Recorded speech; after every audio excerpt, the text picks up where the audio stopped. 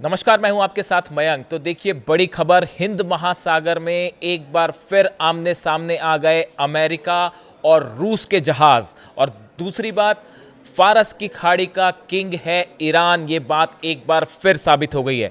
देखिए, पहले हम बात करेंगे कि कैसे अमेरिका और रूस के जहाज आपस में भिड़ गए हिंद महासागर में।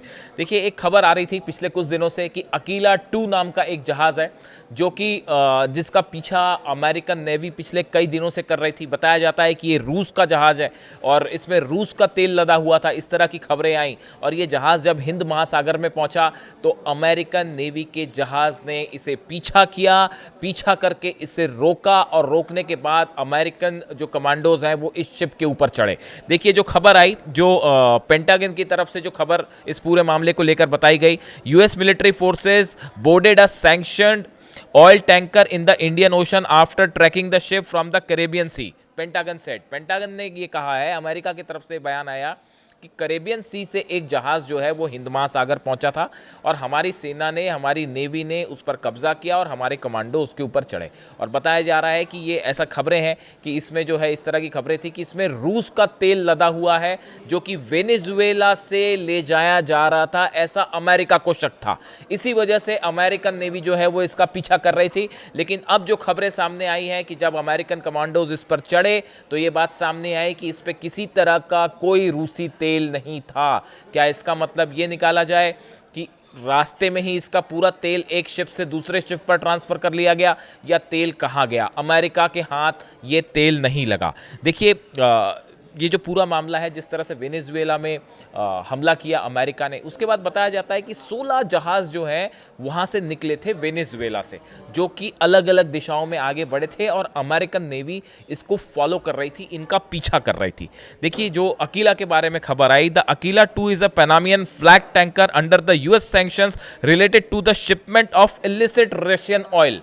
जो खबरें आई उसके मुताबिक जो अमेरिका का कहना है कि अकीला 2 ये वो जहाज़ है जिस पे पनामा का फ्लैग लगा हुआ था। बात नंबर 1, इस पे रशिया का फ्लैग नहीं था, पनामा का फ्लैग लगा हुआ था।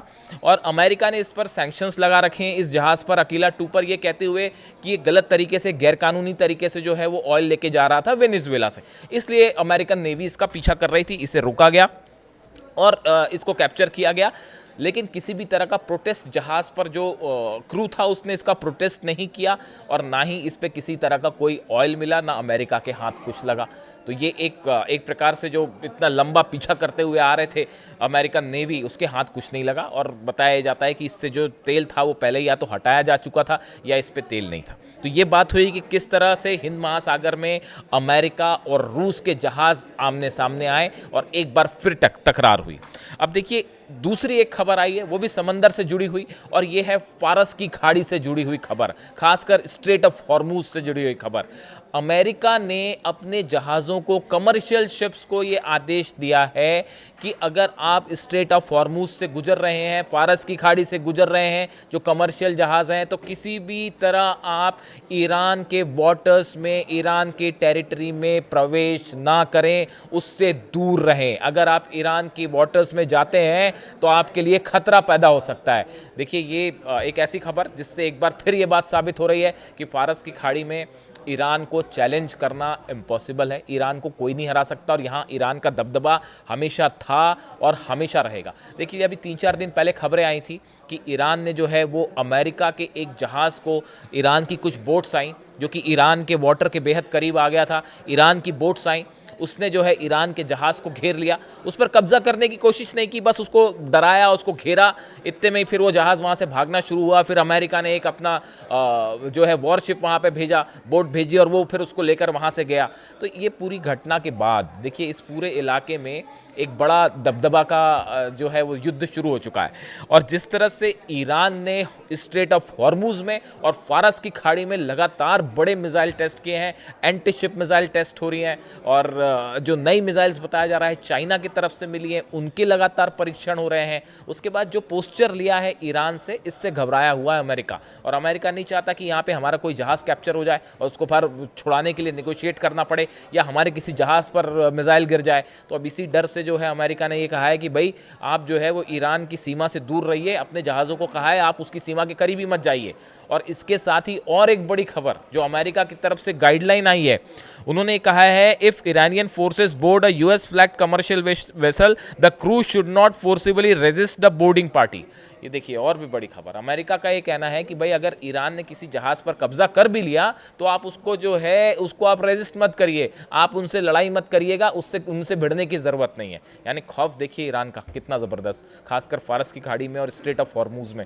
अमेरिका का कहना ऐसा है, इतने सारे वॉरशिप खड़े हुए हैं आसपास के इलाके में, चाहे ओमान की खाड़ी हो, चाहे फारस की खाड़ी का इलाका हो, अरब सागर हो, डिस्ट्रॉयर्स खड़े हुए हैं अमेरिका के, सबमरीन्स खड़ी हुई हैं, अब्राहम लिंकन खड़ा हुआ है। लेकिन उसके बाद भी अमेरिका क्या कह रहा है ईरान से, अपने ही शिप से कह रहा है कि भाई ईरान की वाटर्स में मत जाना, और अगर ईरान ने किसी शिप पे कब्जा कर लिया तो आप लड़ाई मत करिएगा उनसे, वरना मुश्किल हो जाएगी, लड़ाई करने की ज़रूरत नहीं है, आप शांति बनाए रखिएगा।